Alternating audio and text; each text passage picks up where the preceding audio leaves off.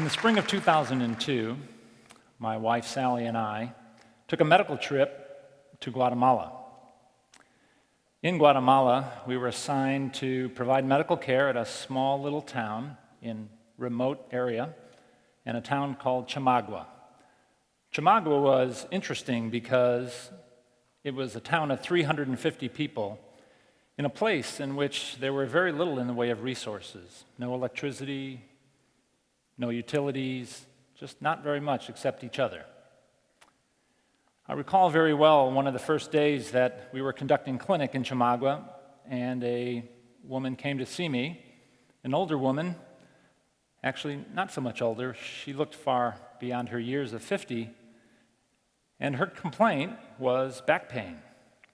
And as I spoke to Maria about her back pain, it became very obvious to me why she was complaining of this back pain. For you see that Maria's job was to carry wood. And every day she would leave the town and go seek wood out in the country around her town. And then she would bring back 20 or 30 pounds of wood on her back and over her shoulders.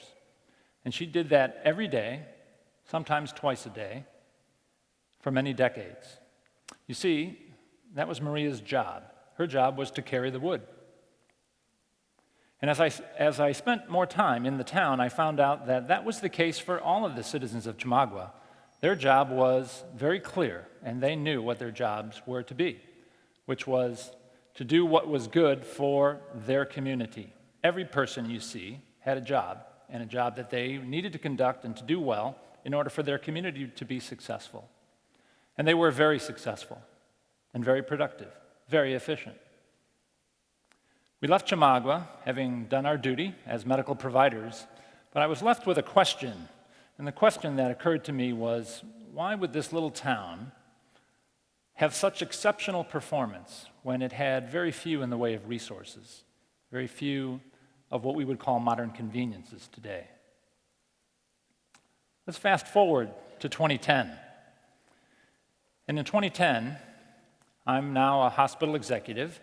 I'm oftentimes faced with making decisions on what kind of projects I'll support and what kind of projects I might allow to go by the wayside. I recall well a time when a couple of orthopedic surgeons came into my office, and they had a big idea, and I mean a really big idea. Their idea was to create the best and finest orthopedic hospital in America right here in our community. That's a pretty big idea. 2 years later, the Orthopedic Institute is up and running. The care is better. Not just a little bit better, it's significantly better. The costs of care are significantly less. The resources that are utilized are different than what we typically see in this case, orthopedic hospitals, but in any hospital. And the process that they put in place in order to carry this out was one that was vaguely familiar to what I had heard when I was in Chamagua. They decided that every physician would have a specific job, and every nurse would have a specific role, and that every technician and every therapist and everyone who was participating in the orthopedic hospital would have some very specific roles that they would serve, and that they would collaborate and cooperate in order to achieve their vision of becoming the finest orthopedic hospital in the United States, in America. Now, you all know very well that collaboration and cooperation isn't exactly the way most hospitals or physician practices run. After all, we all know that the way we got into medical school is by somebody winning and someone else losing, right? In fact, the adage is, MD stands for me doctor, you not. It caused me to pause again, almost a decade later, and to think, why is it that this arrangement was so exceptional from a performance perspective? And when I think back at what happened in Chamagua, what is it that I could learn about these two circumstances that might provide for me some value, something that I could use as a leader in healthcare? As we ponder this, an easy place to go would be to talk about a very specific concept around alignment. And so alignment which sounds good but might be more difficult to achieve, are people working together to achieve a common goal. It's easy to put forth in that way. So alignment may be what was at work in these two circumstances, in Chomagua and here at the Orthopedic Institute. But as we dig a little deeper into alignment, there's a key question that we have to ponder when we think about how that may have come to pass, and that is alignment around what? Alignment around what? I think as we think about what was going on in Chomagua, there was pretty clear alignment there. I think survival was on the line, and one could easily surmise that. But alignment sometimes, or many times, comes to what we would call tangible beliefs or tangible values. So the kinds of tangible things that typically cause alignment today are things that you would know all too well. Money, power, authority, fame. Those would all be motivations that are pretty common today and can lead to alignment. I would call those tangible values, or maybe even Hollywood core values. As I spoke to the orthopedic surgeons, however, it was clear to me that there was something that was going on there that was different. It wasn't these tangible values, although I can tell you they were very glad for those tangible rewards, to be sure. But it was more intangible values that was driving their behavior.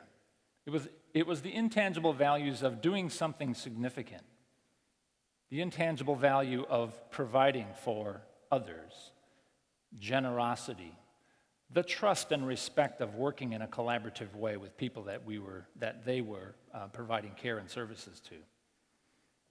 So it could be, and maybe the answer to my questions and the two experiences that I had, it could be that it was alignment around intangible values, and that was the answer. That was the reason, and that was the way by which great and exceptional performance could occur. I could end my talk right here, actually. So I could just say, there's your answer, exceptional performance, alignment around intangible values, and we would have achieved something. However, I must say that I think there's more to this story. There's more to it. There's an essence around great success, especially around great organizational success. It's an essence that captures the interaction of people. It captures the relationships built among and between individuals who have common goals and common ideas. I think there's a word that captures that essence very well, and that word is love. That's right, you heard me right. Love.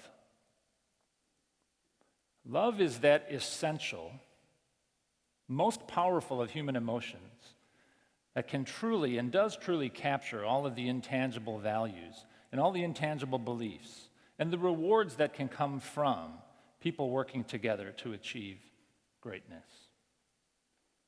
Love is what caused those orthopedic surgeons to come and speak to me about creating the finest orthopedic hospital in America.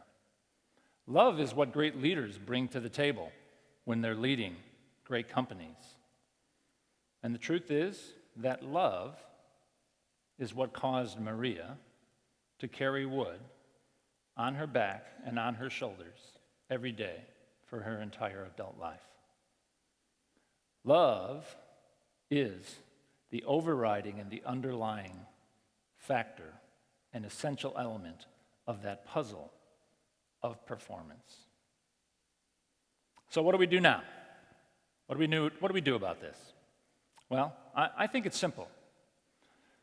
As leaders, we lead with love. As managers, we nurture love. We need to look for love. We need to seek love.